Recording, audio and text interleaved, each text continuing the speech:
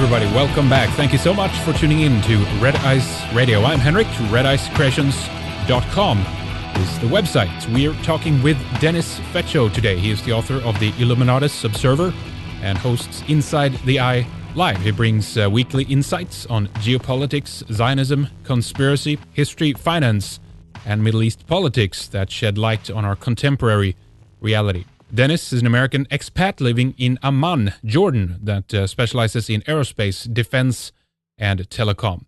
So he's back with us today on the program to talk about the secret of a hidden tax, a hidden symbol or mark that shows up on virtually all foodstuff on the American market, but also in Europe and many other countries around the world. Can you imagine the uproar if it was, found out that the Pope and the Vatican placed a special religious tax on basically all food that you bought, and that this money was helping them to fund another crusade, let's say? Well, this is basically what is happening, but it's a different religious group that has done this, a minority that we're not allowed to criticize, that has forced itself onto many shelves in most supermarkets, again, then especially in America, but also on many big brands that show up all around the world. Wouldn't you like to know if this was the case? Wouldn't you want to know if you had to pay more for your food than necessary? And if so, wouldn't you want to know where this money goes? We will be talking about the kosher tax and the kosher mark. And if you haven't heard about this before, I think you'll be quite surprised to learn the truth about how the food industry has been hijacked by foreign interests. Hey, Dennis, welcome back. It's great to speak with you again. Hope you're doing well and that everything has been good for you over the holidays and New Year's. It has, actually. It was very nice, and Happy New Year to you and yours, and looking forward to a great 2015. Exactly. A lot of things to look into, of course, as usual, and the year started out pretty interesting with the Paris shootings. We'll see if we get some time to comment a bit more on that later. But of course, today, we wanted to talk about the secrets of the kosher tax. This is actually a topic I wanted to address for a long time now, and I remember you did a show on this, Dennis, a couple of years ago. And I found out about it many years ago as well. And specifically, when I've been visiting the U.S., I see these K's and U's and parve symbols, like some kind of secret mark on basically every product every time I turn it around, because I'm pretty adamant about checking the ingredients and stuff like that. So you kind of, take a look at the backside of the products. But it's basically on all the products I've seen. But there are a few exceptions. But I'd say especially on the organic and the healthier ones. Every time I go into those, American chains like Whole Foods, or, you guys have some really good options when it comes to organics and stuff like that we don't have in Sweden. But every time I do, I see these symbols. And I know that you've talked about this, and I wanted to really do a good show in exposing this and see what the hell this is all about. And so tell us about your background in this, Dennis, and how you got, smart to the kosher tax. Well, I mean, I've obviously growing up, Henrik, in a Christian family, in my area, we were always aware of what we call these Jewish dietary laws. You learned about it in Sunday school. You learned about the shellfish. Oh, they can't eat shellfish. And you always mocked and kind of scoffed at the fact that they couldn't eat a cheeseburger, right? And so things like that were always part of just growing up. And then when I went into high school, I actually had a Orthodox Jewish girlfriend, believe it or not. And boy, one day I brought some pork home, and I wasn't thinking, to her home, and I cooked it there. And boy, did I get hell for that. And I forgot all about it, their dietary laws. So, I've been aware of this ever since I was a kid, basically. But what I really started to take notice of this, coming into the 1990s. Back in the 1990s, America had a lot of innovation going on. And the reason why we did that was because we had a lot of different deregulation. We had the deregulation of our energy markets, which created this Enron scam that blew up towards the end of the 1990s. You had the deregulation in telecommunications, which I also played a part in that in the Los Angeles ILEC-CELEC markets. But also you had the deregulation of the vitamin and health supplement industry under what was known as DSHEA. And DSHEA was the Dietary Supplement Health Education Act, and this was 1994. And that created an explosion of sales of health supplements in the United States. I think 4 years after that act was created, it created over $4.5 billion in sales. And it was through working in this industry that I really became aware of the growing influence of Jewish power relative to food labeling and how they controlled access to our food, and this idea of a kosher tax. That's really where it all started to come from. Interesting. Yeah, exactly. There's just so many, there's different symbols, there are different kind of meanings behind them. And as I started looking into it too, it seems like some are there to denote obviously not the quality of the product. I've actually heard other rabbis saying that it's not about the quality, it's actually about just kind of getting a cut of every product basically. But there seems to be, and this might be not true, but it seems that some are marked differently, implying that these are good, these are the healthy products that you do want to get for. Have you found anything that kind of separates the different type of symbols that mean different things, or maybe I'm just reading too much into that? No, I mean, you have so many organizations. You've got, if you go to, where was that thing we were looking at earlier? But you have like what they call reliable certification companies. So if you go to the United States, you're talking about like 225 organizations out there. You've got the Alaska Kosher of Chabad of Alaska, and they're part of the Lubavitch movement. You've got the Congregation Shofetz Chaim in Arizona. Just so many are out there. The KOF, K circle F or dash K. Who knows how it's actually written out there, but it's like a cough with a K on it, Hebrew letter. This is coming out of Los Angeles with ties to congregations in New Jersey. So there's just so many out there. It's really hard. You've got like a K, a C with a K, which is the Chabad of Fresno. And so you've got so many different certification outfits out there. But really the key one is, of course, the Circle U and the Circle K. Circle U, the Orthodox Union. This is the oldest running organization going back to 1925. In its business, it is the most prestigious, certainly in U.S. commerce, food labeling. It's almost like as ubiquitous as Underwriters Laboratory on electronics instruments and electronic products. It's so prevalent now that it's almost impossible to pick up a good in a supermarket and not find this Circle U. Exactly. And that's, of course, the trouble, because what if we don't want to contribute to this? I mean, if this is a religious tax, if this is, because we have no idea where the money is going. And is the money coming out of the consumer's pocket, or is it coming out of the manufacturer's pocket? Well, of course it's going to come out of the consumer, because food is always at a cost plus basis. So you're going to take your raw materials, your processing, your transportation, everything, combine it in, and then you're going to add it together and do a cost plus, pricing structure. So of course it's going to come out of the consumer. That's just straight up at the retail level. And then of course, or at the wholesale level. And then you've got the per cost to print that little sticker. So if you've got that little Circle U, maybe that alone is also going to be an additional charge. So you've got your certification charges where the rabbis fly out there. You're going to pay, the manufacturer, are going to pay that rabbi to get on that airplane. You're going to pay him to do the search. You're going to pay for everything that they do.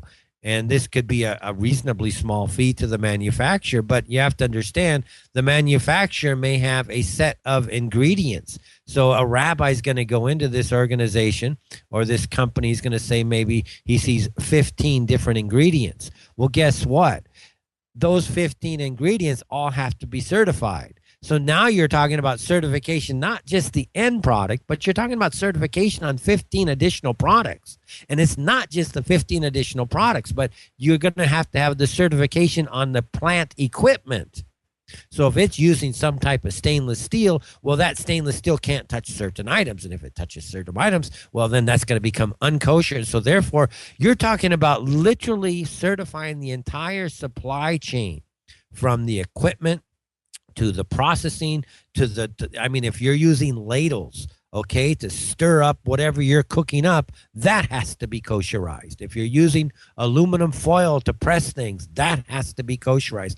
All of this is getting added into the process. So to say that the consumer doesn't pay for it, well, I'll tell you, that's like saying, that's just dumb. Of course we're they're going to pass that cost along. So this idea that it doesn't cost anything, we've been hearing that canard, to use that Jewish phrase, for a long time. But come on, guys, you're talking a $12 billion a year market minimum if Circle U is, as they're saying, actually certifying over 1 million products. Wow. That's just unbelievable. Yeah.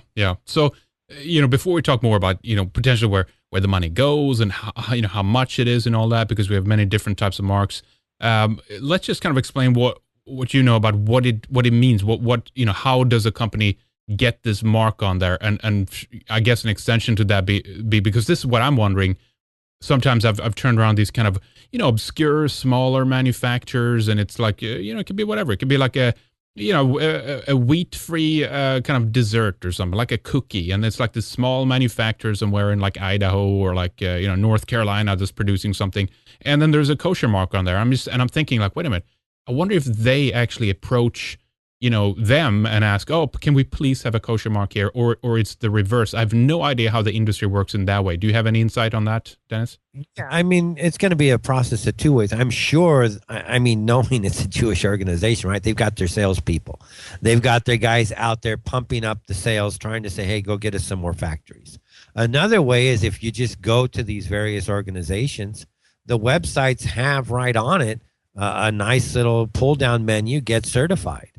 And, of course, part of that certification are non-disclosure agreements and cost structures, and you'll get a price quotation. And it really comes down to that. You can just go get certified. And also, you've got problems with distribution. You may not actually get on a store shelf unless you're kosherized.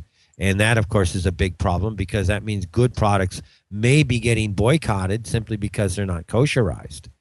Certain distributors may tell you, no, in order for you to pick this up, you need to get kosherized, or you need a kosher stamp for this. So you've got a lot of this little scams going on that are not publicly made. But I recall very clearly, I represented a product called Dietary, and Dietary, this was back in the 1990s. It was made from, it's calcium, but it's made from the stream that's pulled off of the cheese manufacturing that goes on in New Zealand. And as you know, New Zealand is a major manufacturer of hard cheeses. And that calcium, nothing gets wasted in the food industry. Everything is processed into something.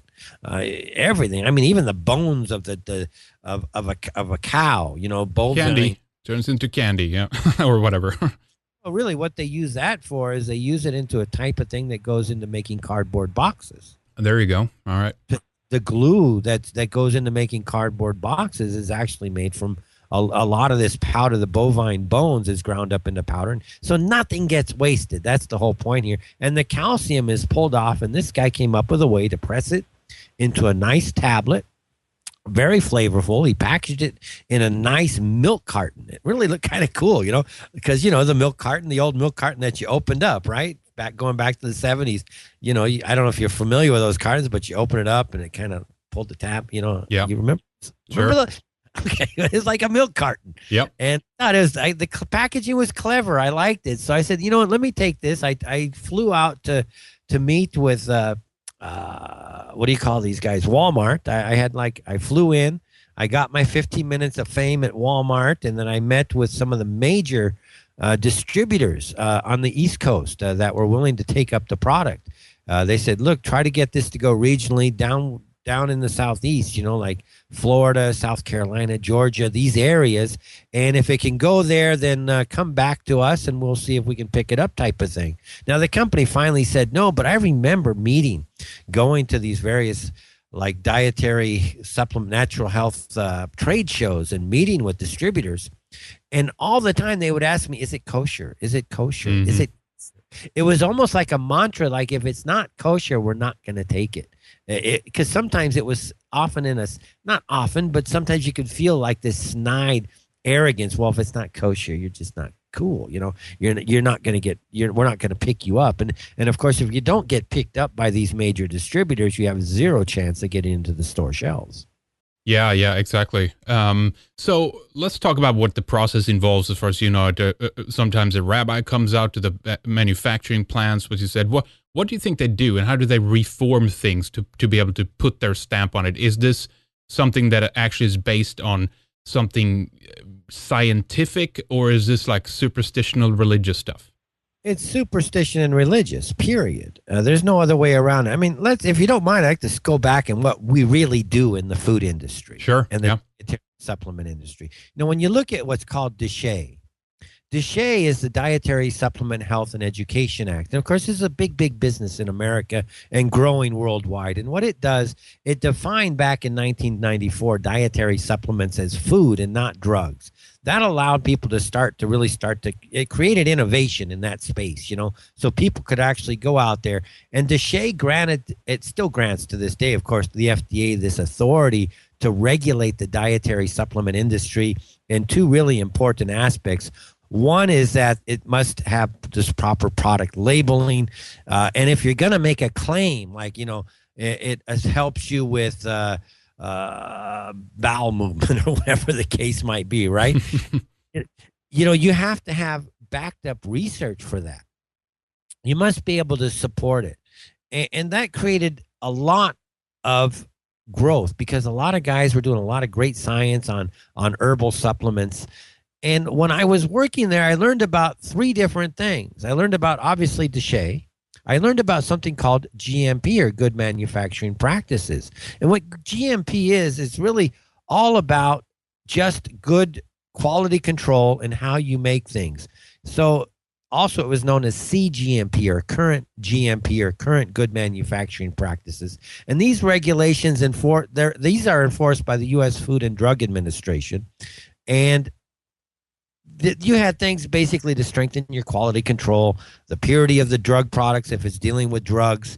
And of course, you got two different styles of CGMP. One would be like for the U.S. Drug Administration, or not drug, USDA. I'm not U.S. Dairy or something. I forget what USDA is now. I'm out of states for so long, but you have FDA, USDA. Yeah, so the Food and Drug Administration and USDA. These two areas controlled GMP, and of course, all the products had to be made by this GMP process, and it's very, very. The oversight is extensive, and as we already know, we have very good standards through these practices. And the last item was something known as the Codex Alimentarius, which is basically a global book about food. And it's expected to, when it finally gets fully released, to be like 14, 15 volumes. And it's a global standard on basically food products, food additives, how to prepare food, safety standards. There's elements on parasites and other types of food, harmful things that come into food. And that's documented now in a policy called HACCP, which is the hazard. And what was that thing called again? Hazard and what was CCP again? I forget HACCP. Yeah, hazard analytics critical control points, right?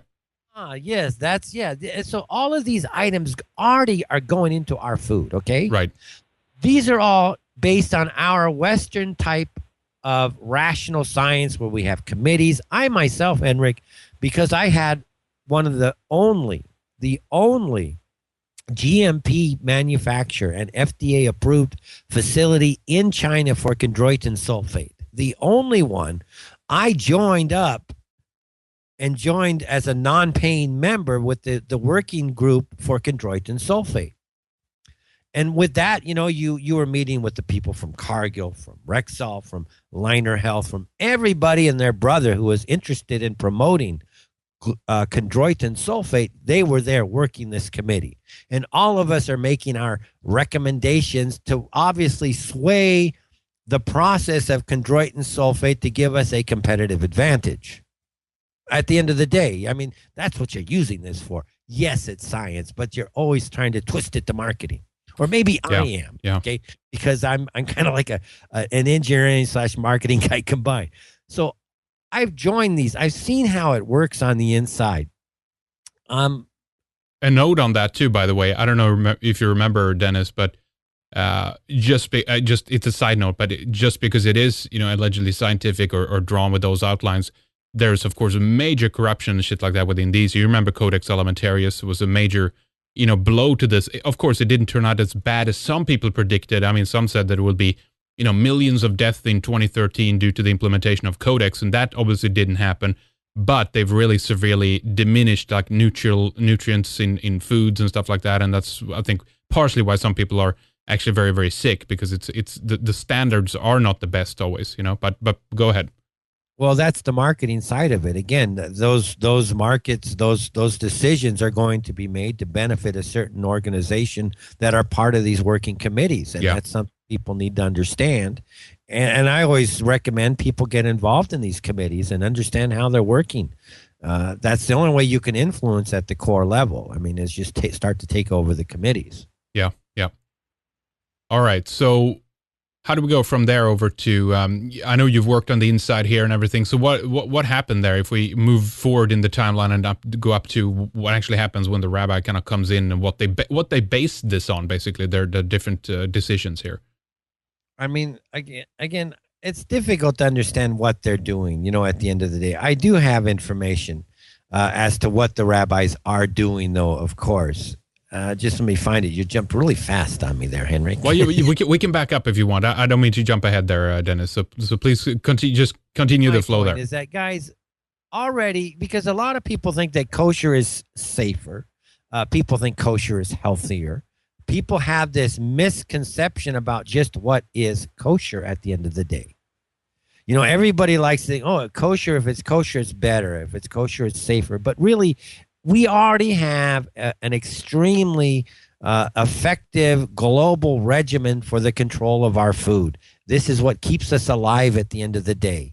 None of us need a bunch of prancing rabbis going around certifying our food for us and then having us pay them for this service. Yeah. And then taking our money and putting it into yeshiva schools or whatever they want to do with this, which is exactly what these guys are doing. Now, what is kosher at the end of the day? Kosher is something that conforms to the regulations of what is called kashrut, or Jewish dietary law. This food is supposed to be, it can be consumed according to, again, halakha, which is Jewish law. And the term kosher is actually an anglicized word from the Hebrew term kasher, meaning fit for consumption. So really, the word itself is a bit misleading because already the food is fit for consumption. We don't need anybody from the Jewish community charging us a fee to eat something that we already know is fit for consumption. Yeah. So in Hebrew, kashrus, again, is this root for, again, kosher. Now, the laws of Kashrus are very comprehensive because you're dealing with 2,000 years of rabbis just going round in circles, making things up out of their head. Because you've got Leviticus, you got Numbers, or you got, I forget, Deuteronomy and Leviticus are two of the books where we can find some of the laws. And then they say, oh, but the rest are from the oral traditions handed down to Noah, which is absurd. Okay, now we're back into playing fairy tales again, which we talked about on our last show. You've got these guys literally talking about what was orally given to Noah. So these guys are just making junk up out of their head and then wanting to create laws around it so that basically they have importance in a particular society. An interesting side note about kosher, some people have said that kosher laws were actually made to push Jewish people as far away from the rest of the mainstream human body as possible by making laws so convoluted just about eating that it would separate them from actually the mass and the bulk of humanity as part of this chosenite strategy, perhaps by higher power or whatever the case may be. Now, what you have in kosher are really the three products: meat, dairy, and this parev. Parev being basically everything that's not meat and dairy. Meats, according to Torah, they can only be eaten by like cattle and game with cloven hooves. Okay. And they have to chew the cud. Okay. So now we're getting into this is, they take this stuff very literally. So if an animal species fulfills only one of these conditions For example, the pig, which has the cloven hoof but does not chew the cud, or a camel, which chews the cud but does not have cloven hooves, then the meat, it can't be eaten. Okay? Right. They can't eat. Examples of this then are bulls, cows, sheep, lambs, goats, veal, springbok. Not even sure what a springbok is. Then you have the fowl. They're not allowed to eat any type of animal that is a predator. Okay, so eagles, owls, swans, pelicans, vultures, storks, this would not be allowed, nor the eggs from these birds. Only birds that are traditionally considered kosher, such as goose, duck, chicken, turkey, may be eaten. Then you have the dairy, and dairy gets really confusing, guys. That's why this whole kosher scam, not even they can meet their standards at the end of the day. They can't do it. All kosher milk products must derive from kosher animals. Well, think about it. How are you going to have kosherized milk when you've got a production facility that has, I was out at Al-Arai, which is the largest dairy here in the Middle East, and it is the most productive dairy in the world. It's run actually by New Zealanders, by the way. Oh, really? And it's New Zealand run, but it is an absolutely super efficient dairy farm. They treat the cows like they are rock stars. I kid you not. No, because they found that by treating the animals really, really well and giving them really, really good scientifically engineered food and just making sure that they're bathed often. Yeah. They are given showers. They are given misters when it gets hot in the summer. I swear, the cows are the rock stars of outright. You know what? I'm glad to hear that, Dennis, because that's really where it is, right? If we want to have good quality stuff, we need to treat the animals right. They need to eat what they're meant to eat, grass-fed, etc. So yeah, that's great. Yes, this factory, and they got 4 of these. They are the largest in the Middle East, and their production per cow is like double what it is in Germany. And again, it's New Zealand run. Yeah. But nonetheless, it's just unbelievable. And the cows, they even look happy. It's kind of weird, but you go and the cows are like, yeah, we're cool. We're cool. And of course, cows, they can't live forever. And when their dairy production goes down, obviously they find themselves headed to an abattoir. But nonetheless, they're treated while they're working as rock stars. So, but there's no way to know, with all the superstitions that surround Jewish law relative to dairies, that all these cows are actually kosher. Well, if you have kosher milk mixed with non-kosher milk, obviously in their mind that you can't drink the milk anymore. Yeah. So basically, dairy products, kosherizing dairy products is an absurd thing. It's just a scam because there's no way you can actually control it at the end of the day. Then you've got these weird little prohibitions, like you can't combine meat with milk. And then their justification, and this is just the insanity we're working with, guys. You may not cook a young animal in the milk of its mother. Right. Okay. Because of that, they're saying, okay, well, you can't have cheese and beef together. That's the logic. And what is it, like 6 hours or something like that? What is it between? And that's why, of course, they have 2 kitchens in many of their houses too. Yeah, they actually do. Or though, like in my ex-girlfriend from high school, they actually didn't have 2 kitchens, but they had 2 different sets of utensils. One for this, one for that. Exactly. Yeah. Sets of utensils. Eggs. The eggs of kosher birds, of course, are permitted if they don't contain blood. Well, how are you going to know if there's blood in there to begin with, right? Okay, unless you, of course, open it up and examine it, right? Only fish with fins and scales can be eaten. Tuna, salmon, things like that. Shellfish and shrimp, of course, are a no-no. Crabs would not work. Mussels, I guarantee you, they are not going to get oysters. They're not going to be eating oysters anytime soon. And then, of course, fruits and vegetables. There's rules about fruits and vegetables. Interesting thing about wine. Wine can only be made by Jews. That's right. I remember seeing the Ultra Zionist was a pretty good documentary with, forget his first name, Thoreau, something, a Canadian guy. And they showed how Christians were volunteering, and they were crying because they were so happy that they could help this one Jewish guy to make his wine.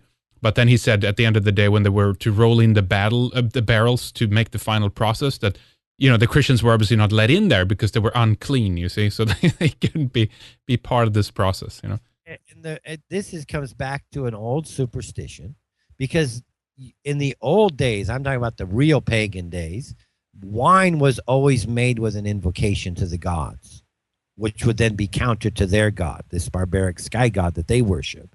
So they would not allow any type of non-Jewish person near the wine because they were afraid that the wine would be blessed in the name of a god that's not their god. Yeah. That's the reasoning behind that. Yeah. Then you've got the various beverages like grapes and grape-based derivatives can only be drunk if the grapes come from a kosher winery. Well, how much would it cost you to certify that winery? And then you've got all this rabbinical supervision that goes with it. Now, the interesting thing about, because what we're really talking about is what Jews want us to believe is that their food is more fit for consumption than our food at the end of the day. Right. Boy, if you get that circle U, your sales are going to increase. Yeah, they're going to increase because you're going to get preference, guys. That's why your sales are increasing. And you're not going to get access to certain stores without it. You know, they're not telling you that part of the story. But you've got all of these idiosyncrasies relative to Jewish dietary laws that it becomes so convoluted that you have to be insanely into this system like the rabbis are to even remotely come close to even trying to follow what they're thinking. Now, what makes salt kosher? Can you tell me? I have no idea. There is no such thing as kosher salt. I see it. I see it all the time in the store, though, of course. But yeah, salt is a mineral, and as such, it is kosher to begin with. Yeah. So therefore, the salt it's already kosher to start with, but it's being what we call kosherized. In other words, they're just working on it, putting a label, and then they say, well, gee, if you get it kosherized, you're going to be 100% sure that there's not something else in the salt that makes it not kosher. See, that they're thinking that, oh, you know, we're going to put something in the salt, like duh, right? We already have our GMP standards and practices. Of course, nothing's going to be put into the salt. All they're doing is giving it this image of saying, hey, we went to the factory. We saw that this is salt.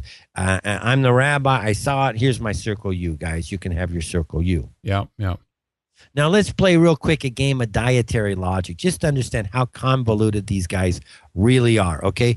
When boiling eggs, you need to boil at least 3 at a time. Can you tell me why? Superstition? Of course it's superstitious. Remember, we talked about blood in one egg, and you can't eat it, right? Oh, okay, yeah. You boil 3, and one of those had blood in it. Well, the other 2 are going to be now the majority, and consequently, since the majority of the eggs didn't have blood in it, it's okay to eat it. Ah, I see. See, this is Jewish logic here. Now, flour must be sieved using a silk screen net sieve, as the normal metal or plastic ones have holes that are too big. Why would that be so? Yeah. Because any insect that might be in there is forbidden. So therefore, you must sieve it at a smaller degree because you can't have any insects in there. See, that's the logic here. Now, although eating insects would be forbidden under Jewish law, it's not for the Yemen Jews. Yemeni Jews are actually allowed to eat locusts. And for Yemen Jews, it's considered kosher.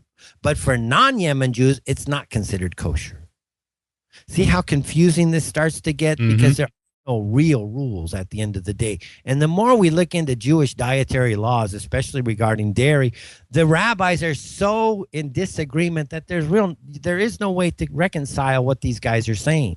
That's probably... Sorry to interrupt, Dennis, but that's probably maybe even why then you've had these, I guess, splinter rabbis that have broken off from the main labeling and try to kind of start up things on their own. And you have these very small independent, I guess, that are also trying to seek to get their stamp on different products, right? That is correct, because maybe this religion, this sect believes this type of rule, this sect believes that type of rule. So to meet with their parishioners, they're going to say, okay, I certified this, so it meets this rule, you can have it. If you know, that's absolutely what is happening. So you've kind of called that one. As you know, we talked about you can't eat meat and cheese together. And I always used to think, because, you know, I've got the DSHEA codes, you know, and I think, okay, the goddess Isis is always known as the cow. And when you look at the cow sacrifices for mankind so much at the end of the day, right? It is bred to be slaughtered, to be eaten. It's very patient. When we look at certain things like words like a coward, it's vilifying the fact that it's the goddess, because, a cow and a coward, not fighting type of thing. When you talk about transmutation on an esoteric level, the cow, it eats the hay or the alfalfa, and then it goes through 4 levels of transmutation in its stomach before it comes out as milk. Yeah. It's kind of like how the occult works. It goes through many, many layers of transmutation. So I've always found the cow to be an esoterically interesting animal. And so when you got the cheese, which is like the purity of the cow, after she's finished processing and creating the milk, and then you have the cow itself, and then combining it's like this super esoteric symbol of the goddess at the end of the day, So in the old days, people used to, like the cannibals, when you ate something, you used to believe, like you're going to partake of the essence of that person, the soul of that person, like cannibalism. Same with food, when you partook of a particular food, you kind of partake of the essence of that animal. And that's actually very, very true. There's some truth to you are what you eat type of concept. Sure. And it holds true with Taoism, and it holds true with us too. Yeah. I mean, at the end of the day, you do partake of the essence of what you eat. Absolutely. Yeah. And in this case, to me, it's like, they want to vilify the cheeseburger because they just, at the end of the day, they want to get you as far away from the goddess as possible, because you have to be as far away from the goddess as possible to actually want to be Jewish, because otherwise you're not going to want to be Jewish. It would be my point of view. Now, this prohibition of eating meat and cheese together, Sephardic Jews are going to wait 4 hours. Okay? Right.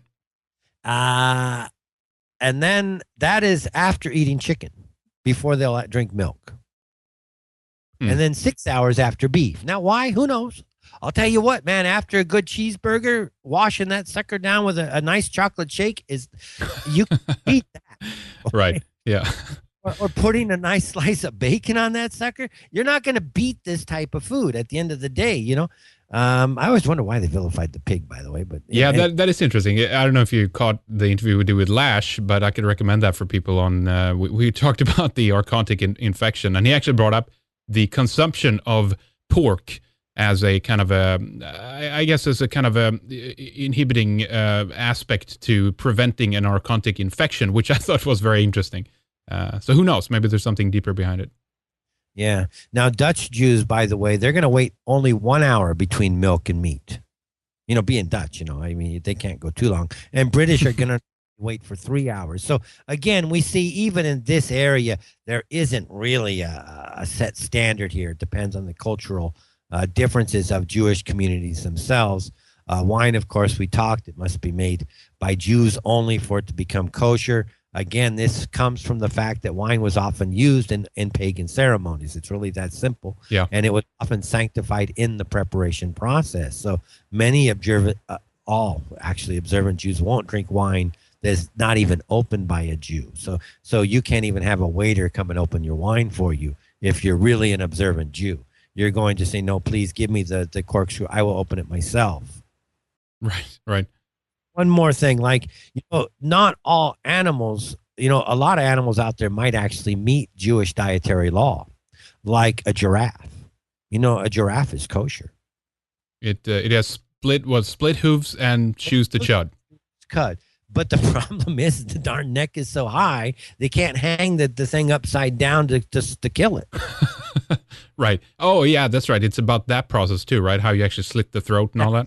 You slit the throat and all the things you do to pull it.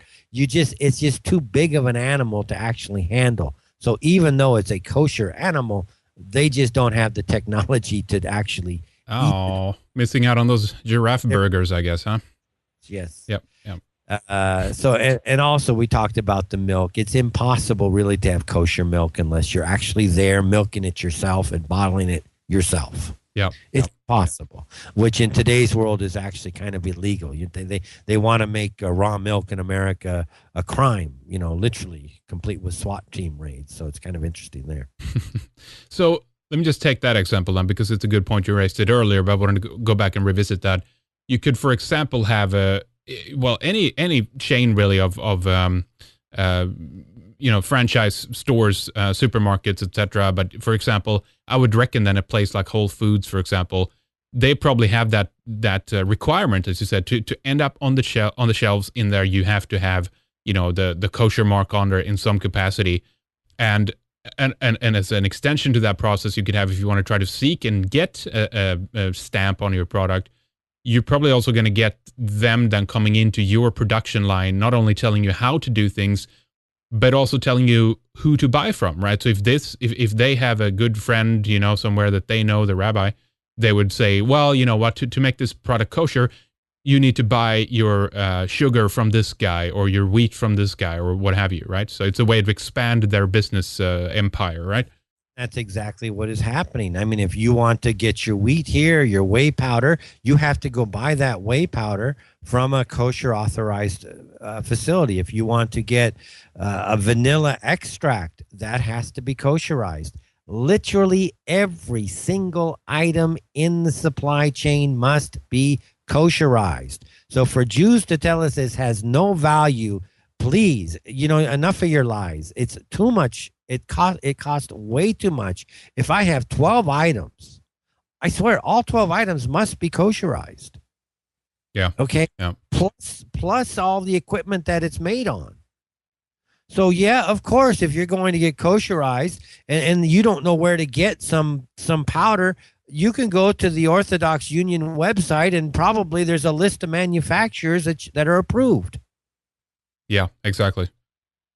Well, interesting. So if this is kind of something which in reality is more or less, let's talk about when it first came in, right? And where this started. It's a cultural tradition, religious, and ultimately I don't have a problem with that. It's just when this is to be imposed on, of course, Gentile society and everyone else has adapted these and now pay money and all that. We'll talk more about that later. But how did they manage to get this in? When was the first kind of introduction of this? When was this beginning? Do you know, Dennis? Really goes back, at least it's really big in the U.S., by the way, more than the rest of the world. It's not so big in the U.K. The U.K. really, it's specialized. So, and that's how it should be. If you want to go to a kosher store, you have specialized companies making kosherized food, and you go to these kosher. I have no problem with what they're doing in the UK. Yeah. What I have a problem with is subterfuge that's costing the Americans maybe $200 out of everybody's pocket every year. And this really goes back to really around the 1920s to 1930s. But really the development can even be traced back further than that, maybe like 200 years. Because, they have these really strange ideas, they're superstitions. So this idea of kosher supervision in the United States, Jews have been planning this for a long time. It goes back to colonial times. As early as 1660, there was this Jewish guy from Portugal. He applied for a license to sell kosher meat in New Amsterdam. So it goes way back, and we have the first recorded complaint against a abattoir or a butcher going back to 1771.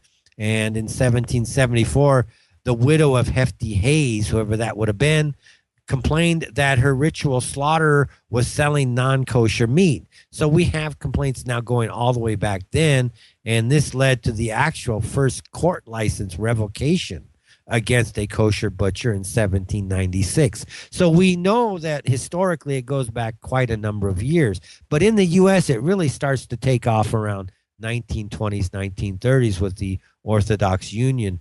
By 1918, I think kosher products really started to find their way into the American market. I think Heinz vegetarian beans actually was one of the very first products ever. Abraham Goldstein, he was a chemist. He was highly instrumental in both importing products as well as convincing domestic companies such as the Sunshine Biscuit Company to become certified kosher. He starts the Union of Orthodox Rabbis in 1924.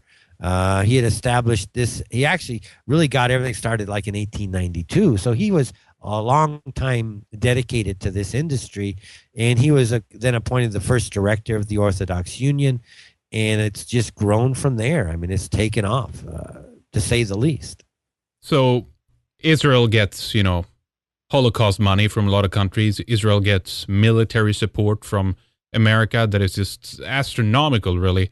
And now to complete this satanic triangle of insanity, we have the kosher mark that, as is estimated here, perhaps ends up taking as much as $200 from consumers every year. Let's just talk about the money bit here a little bit of how much you think could be what we're talking about here industry-wise and where you think the money is going to.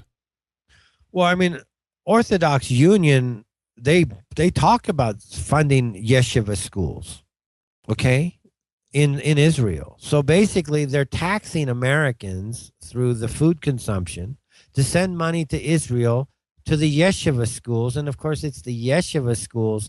They're at the heart of really the reactionary force of Jewish society. I mean, these guys are these are the ones that, if you recall the story about this Charlie Hebdo deal, and you've got Angela Merkel being photoshopped out of the picture. You heard about that, I'm sure. I did not, but I'm not surprised because I remember they did that with Hillary Clinton back when Osama bin Laden was allegedly killed. But yeah, go ahead. Yeah, they did that with Angela Merkel. Wow. Just this week when they had that big photo op where they're supposed to be leading the. Oh, come on, guys. And it wasn't just because she's a German. Right. Yeah. Yeah, gasp, right? Yeah. No, she's a woman, and because out of modesty, you had these Orthodox Jewish organizations actually photoshopping Angela Merkel out of the picture. Right. I found to be. But that's where the money's going, is to support these types of backwards people. Think about it. You've got, like, depending on we can't get the numbers, but I've heard it's just a zero here, guys. So 150 to 1,500. I would trust maybe 150 more, but it could be as much as 1,500 rabbis going around certifying everything. Okay. Yeah. Well, okay. We would like to support our community. Wouldn't you like to give 1,500 jobs to some of your good people? Well, absolutely. Exactly. Of course. You know, so basically that money that's coming, and it's a triple whammy because a lot of these are nonprofits. So not only that, but we're not making money in taxes from their benefit because they're nonprofit organizations. So we are funding on one side and they're taking money from us on the other, because you got to remember, a nonprofit in America doesn't pay taxes. They're subsidized by the government. The government basically allows them to operate for free. They take all their money for free, and they don't have to pay tax on it. So it's like a double whammy. You're not getting taxed. You're not. They're taking $12 billion from us, but it's all tax free. Right. Yeah. Okay. So this is a huge problem. How it just keeps spiraling out of control, and it started kind of innocuous enough, but come on, guys, it's 1 million products now. Yeah. Exactly. That's insane. That's absolutely insane. It's insane. It is insane. I just can't understand how it got so out of hand. Exactly. You know? That's it. And it's kind of, again, it's one of these things where people aren't really paying attention. As I said in the opening, they're not turning around looking. I mean, they should be looking at the ingredients. First of all, keep in mind, what are you putting in your body? This is such an important thing. If you want to have a clear mind and be able to see how you're being fooled each day and all these, idiot things in the media and, the subversive, tactics and psychological conditioning, mind control things that they put on us. You have to be, you have to take care of your body. You have to take care of that. And first thing is to know what you're putting in your body. So look at the ingredients. But then the second layer to this is also know who you're supporting, not only who owns the company, but now you have these little marks that you should pay attention to. And if you haven't done it before, do it. Turn it around, look at it. See that little circle K or a little circle U or parve, or there's all these little variations on it. So I urge everyone to do that, to get smart to it. Now, the question, though, here on top of all this is, of course, alternatives, because there literally might not be any in the stores at this stage. That's how far this has gotten, Dennis. Well, it really has. You're talking about, it's interesting when you read Jewish periodicals and information like Orthodox Union. They say that most Americans eat some kosher food every day, and they say straight up, but chances are they're not aware of it. Okay? Yeah. So we're eating kosher every day, but we're not aware of it. Yet the OU symbol, this OU, circle U, they call it OU in press, but circle U as a symbol, it appears in over 60% of America's kosher products. We're talking Oreo cookies. I mean, there's just so much Coca-Cola, It's $150 billion of kosher certified products are consumed annually, and spending is rising. Now, they say there that there is clear evidence that a kosher symbol boosts market share, that a kosher product can win more favorable shelf space. See what I say? More favorable shelf space, and that when positioned next to a competing non-kosher brand, a kosher product will do better by 20%. Why? Yeah. Why? Really? If we're eating it because we don't even know it, why would it just magically jump up? Because you put a little tiny little symbol, circle U, that's subliminally, we're going to go grab that box off of the shelf? No, there's something else going on here. Like he says, it will be positioned in a way that allows the kosher product to move off the shelf easier than perhaps a non-kosher product. Mm-hmm.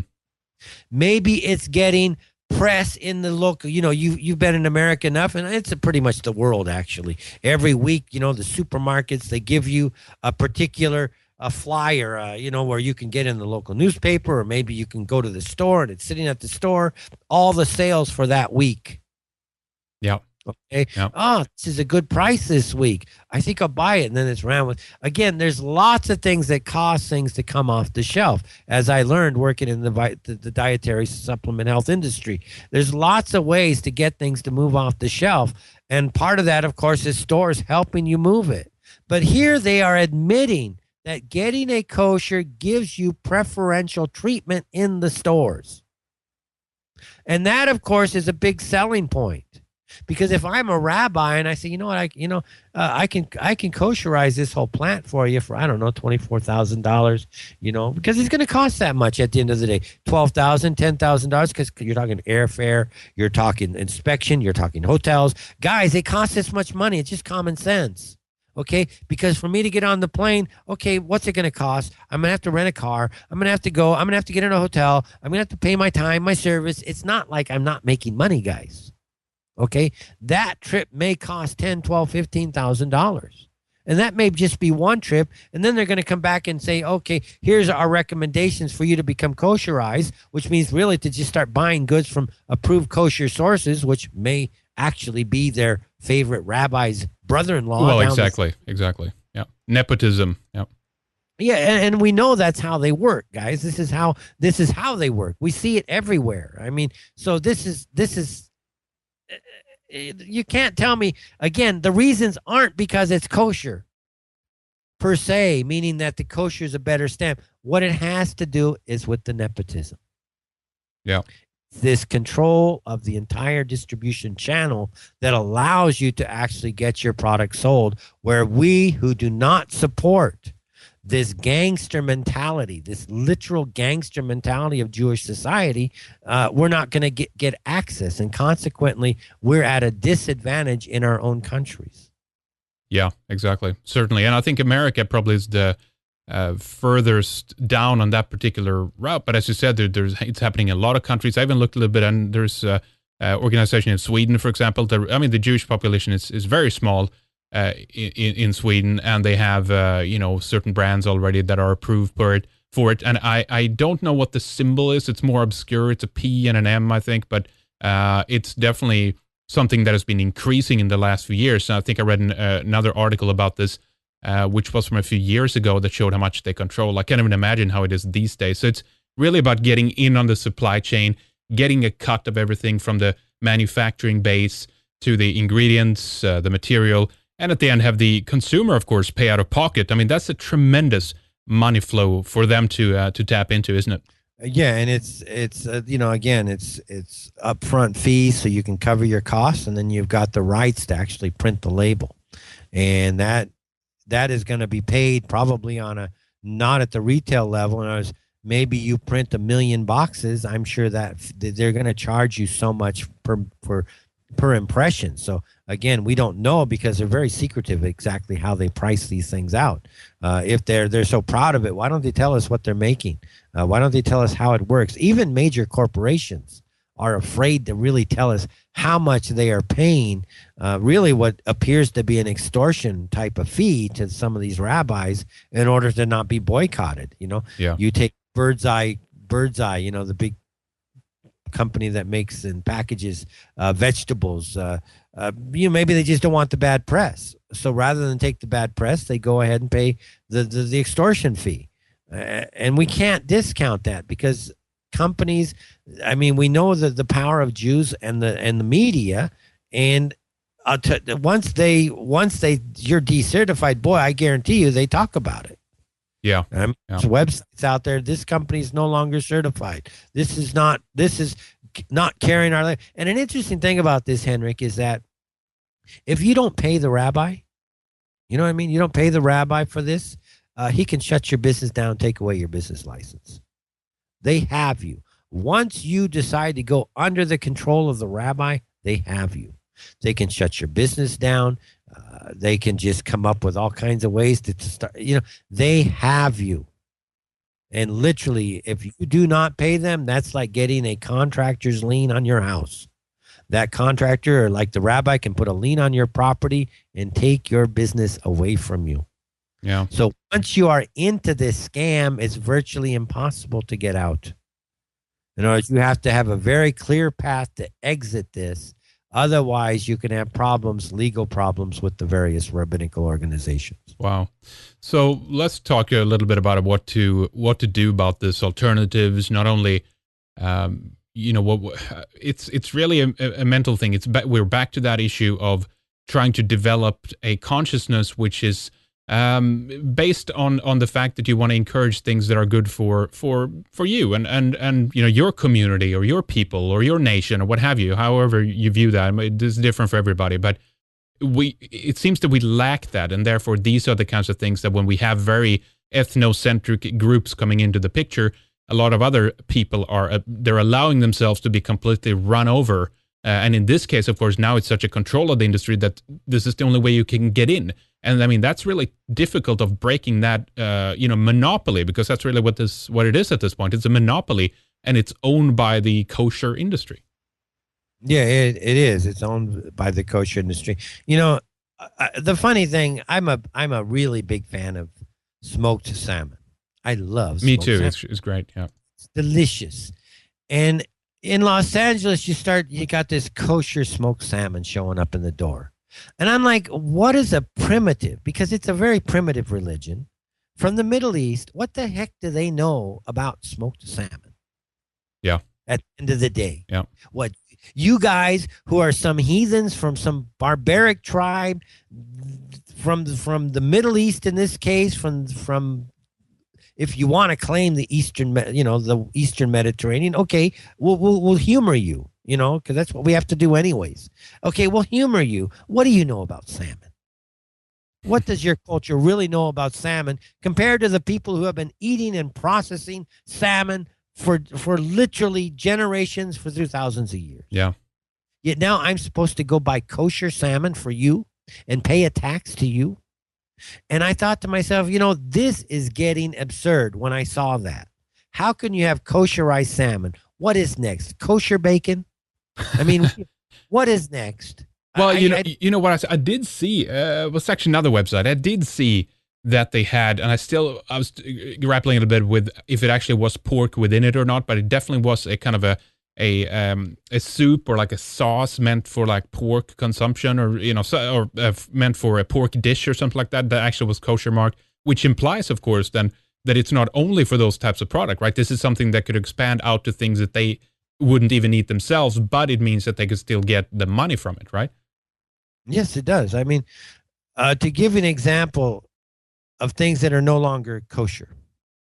Kosher phone wireless no longer carries the Star K certification. What? A phone? Kosher phone wireless phone no longer Really? Star K certified. December 19th, 2013. The Star K no longer certifies the kosher phone, distributed by Kosher Phone Wireless. Wow. Okay, why is a phone kosherized? Yeah. Why? Bugles. Remember the bugles, a little kind of chip? General Mills has discontinued the OUD, Circle UD kosher certification from all retail and food service sizes of bugles. This was March 1, 2011. Wellness Pro is no longer Star K certified. Wellness Pro and Encino, producers of nutritional shakes and supplements, include balanced nutrition meal replacement for men and women, and Block and Burn is no longer Star K or Star D certified. So people do actually get out of this stuff. But yeah, I don't understand how you can have like a telephone. Okay, a telephone kosherized. Maybe it's in case you accidentally swallow it, like some woman allegedly did. I don't know. I mean, I don't know. And they try to tell us, Henrik, there's no difference in price. Okay, right. But there was a survey done like in 2010. It goes back some time here, because there's really a couple like Oscar Mayer. Oscar Mayer hot dogs. The name sounds Jewish. Okay, but it's not. It's not Jewish. It's German. It's not Jewish, and it's not kosher. Oscar Mayer, eat Oscar Mayer, guys. It's not kosher. Hebrew National actually got caught like selling non-kosher meat. Now, because it didn't meet its labeling standards, Jewish organizations and the rabbis then used the federal government to go after what is essentially a religious thing, because now you're violating, quote unquote, federal labeling laws in the United States. So you have the risk of having lawsuits, by the way, against the federal government itself if you don't actually meet the standards that the rabbis tell you to meet once you agree to print their label, because you're not meeting the labeling standards as set forth in the Food Labeling Acts, this type of thing. Right. Yeah. When you look at Oscar Mayer, it's they've got their slogans: even better, no artificial flavors, blah, blah, blah. It's inspected and passed by the Department of Agriculture. Same with Hebrew National. They're very, very similar. But tell me, why is Hebrew National selling for like 87 cents per hot dog compared to 25 cents per hot dog during this survey? And it's a huge price difference. There's no difference between the hot dogs at the end of the day. But how is it that Hebrew National can be 87 cents? And if you go through the entire food chain, they will tell you all the time that somehow it's not more expensive. It's not more expensive. They'll tell you this all the time. This is a canard. Again, it has to be more expensive because food is always cost plus. Always cost plus. This idea of a marketing advantage, that's just a pure fallacy. What it tells us is that what you're really telling us is that this is just nepotism inside the retail stores.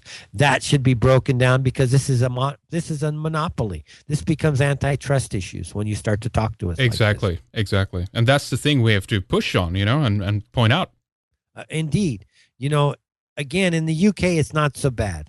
Because if you try this tactic that Americans, rabbis are doing in the UK won't really put up with it at this point in time. So there's just a very small number of manufacturers in the UK, probably in Sweden also, that are dedicated to making it, and they put it. But in England, it's only in specialty stores. It's not in the main market. Yeah, I mean, it's not true. There was a case the other day, like Tesco. They have just a kosher section. It's not like it's everywhere. There's a kosher section. And they actually, because of a riot, one of the store workers took all the goods from the kosher section and put it away. So if you were to go in there, there was no koshers because Muslims were like causing problems, Right. I mean, it's like, what can we say about that, right? Yeah. But causing problems. Poor Britain. That's what we can say about that. Yeah, the poor British, they're stuck in between now, and it's not even a country. Yeah. So let's talk about other alternatives here and what to do about this. I mean, we were talking about this before we decided to do this show, Dennis, about, we need a pro-European sign that is like for this. What about a foundation that looks after European people if they end up in quagmire? Maybe something that even can help to get the South Africans, out from South Africa back to Europe, or, whatever. There's tons of issues and problems that Europeans and Westerners have all over the world. Why not put a stamp on there that says, Euro approved, or you had another idea, right? It's pagan instead of it's kosher. Because, I was doing the Isisian codes, and pagan to me is just a code word for male, female, fertilized egg, like DNA, mm-hmm. wrapping the ribbons around the tree. It's like DNA. It's kind of like that same picture, right? With the thing up on the top. So I'm thinking, okay, this is like P is male, AG is 17, that's Q, which is the fertilized egg, and AN is 1 plus N, which is 15, which is the O, which is the egg. Hey, that's kind of a clever code. I kind of get that one. No wonder Jews hate pagans, right? 'Cause it's life. I can understand now why they hate it, because they're antithesis to life at the end of the day. So I said, yeah, you know what? Because when I saw this, it's kosher on that darn salmon, I'm thinking, no, we should call this, it's pagan. It's pagan. Put a little like a maypole on there. Exactly. And then we go after every single Jewish product out there that's kosherized, and we put the it's pagan symbol on it. Yeah. Because if it's pagan, Jews will say, oh, it can't be kosher anymore, because they hate pagans. It's like an irrational hatred from these guys. So it'd be kind of funny if you actually got, no. We want no. See this? No, we're gonna this kosher, right? Okay, no. We want to see it's pagan on there. Otherwise, no, we're not going to buy it. Exactly. And just start. And of course, there are things you can do. Look, like you said, look. Don't buy it. Don't buy it. Engage. Most big companies, because a lot of this is multinational corporations now. And they're paying so many. Again, we figure maybe as much as $12 billion a year going to these rabbis to pay for just Jewish causes. Essentially, America is subsidizing Jewish society everywhere they turn. Yeah. It is the biggest milking of a country that's ever happened. It's worse than Weimar Germany, quite frankly, in America now. Mm. But, engage these consumer engagement lines. Call us for comments or questions. Say, hey, what is this Circle U here? Yeah. You telling me I'm paying money to rabbis? I don't support Israel. Exactly. I don't want to support Israel, and I don't want to support the Jewish community and their religious practices. It's not my business. They don't support mine. I don't need to be supporting them. Well, even on the Palestine issue alone, I know that, what was that app called again? That actually, it was called boycott, as in boycott, but buy at the beginning of it, boycott. Boycott Israel, absolutely. Yeah.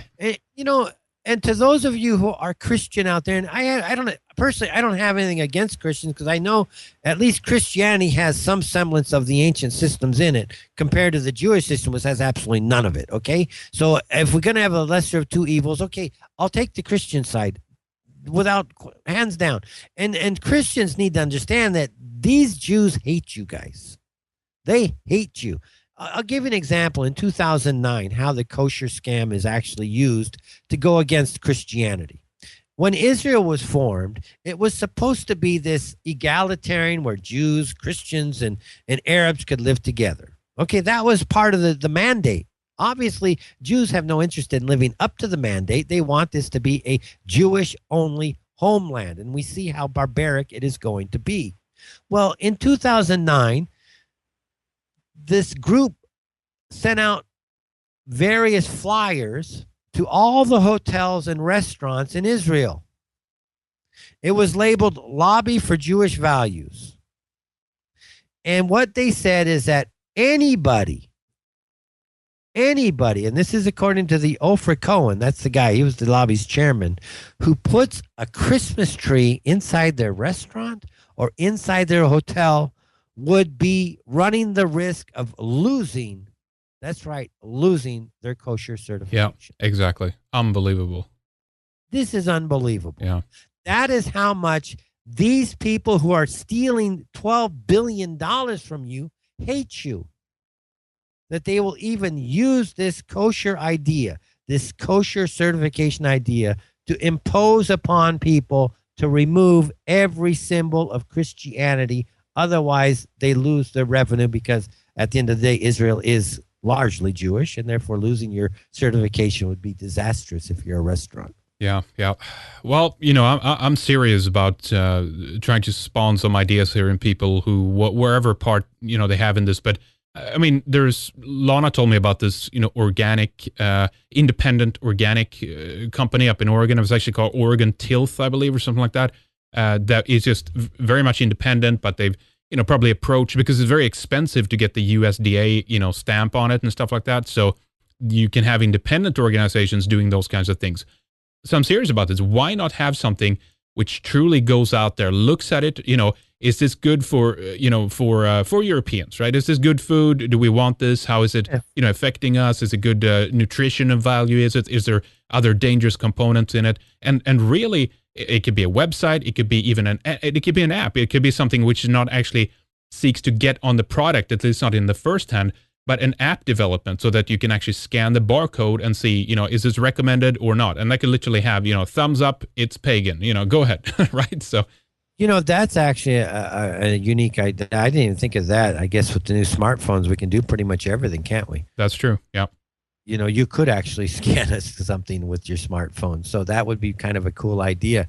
Obviously, Henrik, people need to get educated about, the food industry itself. Yep.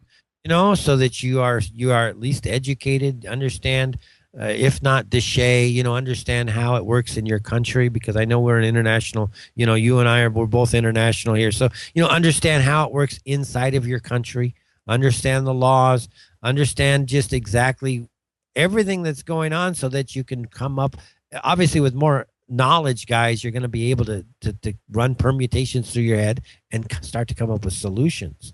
The it's pagan idea I thought was genius because it's the antithesis of it's kosher. Yeah, and it's also, we could go at this from an angle of religious, actually getting this is a religious organization. You can literally go into this in the same way that you would go into a church. You could call it like, heathen temple or whatever. It doesn't matter. These are there could be different denominations for those who are uncomfortable for, the pagan angle. You could have a Christian or something, but just know that we could approach this from religiosity as well, where you actually could get the tax-free, statement from the government and all that kind of stuff too, Exactly. There's no reason not to, because at the end of the day, you want to duplicate what works. You don't want to reinvent the wheel. It works because it's working for Jews because it works. Yeah. Okay, so there's no reason not to duplicate what they do. Don't try to rebuild the business model. Exactly. The boycott works. Okay, stop buying it. You tell Kellogg's, if you don't remove this, we're not going to buy it anymore. If you could actually get a boycott in just a 10, 12 store area, boy, and that actually, you got that out and could get the word out, because the press is going to be very silent because they don't want to show what's going on. It would be a problem for them. Denmark, just this past couple weeks ago, I believe, has outlawed Jewish ritual slaughter. Now, it doesn't mean anything because there's no Jewish ritual slaughter going on in Denmark, but it's going on. You've got Sweden. It's not allowed in Sweden. Norway, I believe, Denmark, these countries, Holland also now I think doesn't allow. Poland stopped it for a brief period. Switzerland, it's been over 100 years since they haven't allowed it. Jews tried to get it going again just a couple years ago, and it was so vocal. 78% of the people inside of Switzerland said, no, we will not allow you barbarians to go about your religious insanities in our country in this way. So it's not allowed in Switzerland. So this type of boycott, there's no reason not to go after it. And if you think that Jewish ritual slaughter is somehow more humane, boy, you have so much to learn. There was a debate recently, I think February or January of this year in the House of Commons, I believe, in England, talking about just how primitive and barbaric this thing really is. This was actually referenced in the London Jewish Chronicle. And it was a huge debate, actually, in the House of Lords. And the production of kosher meat, again, this Jewish ritual slaughter, it's Norway, Denmark, Sweden, and Switzerland, okay, right, where it's allowed now. So believe me, you've got people inside of the Jewish community that are concerned about awareness.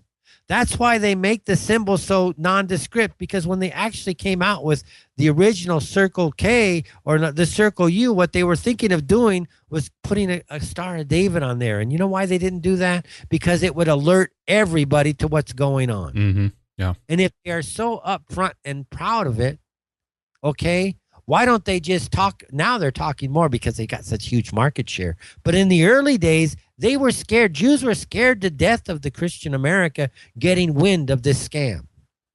They were scared to death of Christians.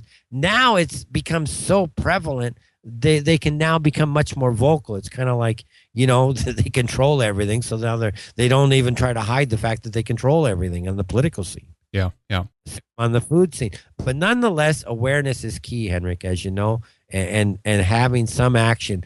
Again, it's just a drip at a time, but that drip becomes a river, and that river can knock down the dam if the dam's not built strong enough. Yeah. I think the Jewish dam really is. It's falling apart, guys. There's leaks everywhere. Henrik, I've been fighting this for a long time. This whole idea of Jewish supremacy and how they have this stranglehold intellectually on our Western systems. Yeah. It's breaking down rapidly. And we just have to keep pushing, and just keep pushing, because that dam is going to break. And when it does, I quite frankly don't care what happens to a lot of the people out there, because they deserve, by stifling Western civilization the way they have, they're putting all of us in the West at risk. Yeah, exactly. Oh, definitely. And it's really, well, they're playing with fire here, frankly, because what's important here, I think, as well, is to, start thinking about these kinds of things and getting loud about it, as you said. Start telling people about it. Just speak with those who can about it and ask questions. What is this? Call up, as you say. And of course, it's easy to be, anti a lot of things, but also keep in mind it's good to be pro something. So it's good to be pro your own, right? Whoever you are, wherever you're from, and start adopting that and thinking about that as a primary thing, right? Yeah, exactly. At the end of the day, you can't grow by not growing. So you have to grow something yourself. Yeah. If you have your own little product, and you could get like it's pagan, and people say, it's pagan, cool, I'll buy that. That's right. Because you're not kosher. You know what I mean? Just even that alone. Hey, you're not kosher. That's all I need to know. Good. Exactly. And get it on good organic products, good sourced stuff. And I mean, that's super important, as I said before, So, Dennis, a lot of good points here, a lot of good stuff, of course, that people can think about and should think about. And you know what? Let's take a short break here, and then we'll pick up in the second segment, do another short segment here about the bigger picture here as well. I want to talk with you actually a little bit about the Paris stuff and how you see that's being used and all that. It's really vital stuff to get to here. But let's do the usual. Let's give the details about where people can find your work, Dennis, how they can support you and get involved in the type of work that you're doing. Yeah, I have really two things going here. One is Inside the Eye Live. That's the one that's really the happening thing. Inside the Eye Live is a radio show. It broadcasts live from Amman, Jordan, or soon, I'm sure. Maybe by the time this goes live here, I'll be in Riyadh. So, or somewhere else in the Middle East. But I always broadcast live from the Middle East every Saturday morning at 10 o'clock a.m. Eastern on Revolution Radio at freedomslips.com. But you can catch it all through InsideTheEyeLive.com, where you'll get all the links to the show. And if you'd like to learn about Hermetic Qabalah, English Qabalah, esoteric information encoded inside of the English language, you're always welcome to visit in the Illuminatus Observer. That's illuminatusobserver.blogspot.com, where you'll just have a wealth of information if this type of information is of interest to you. All right. We have the links up on our website that Dennis mentioned. And of course, InsideTheEyeLive.com. That's the main website as well.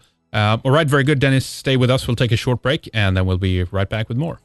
Ladies and gentlemen, we'll continue with more in a little bit, so stay with us here in the second hour at redicemembers.com as we look more at the reasons why consumers buy into the kosher racket and consider the tricks of the trade in this monopoly. We also talk a bit about the Paris shootings and the Charlie Hebdo attacks in France as we go forward. We get the bigger picture from Dennis and talk about many other significant issues related to this elite game and how the hypocrisy involved has held Western values under siege for years. We discussed the need to decentralize the media to get out of the grip of control as well. And we are also going to be back with more in a few days here, of course. We have Patrick Lebrun, Eric Karlstrom, Richard Spencer, Jeff Gates, and Octavian coming up here ahead. In the meantime, go to redicemembers.com and sign up and join us as we continue. You can read more about our memberships on the website. We have all the detailed information for you right there. Of course, you get access to tons of shows going back to 2006. All right, well, thank you for listening. We'll be right back. Do join us in the second hour. Thank you so much.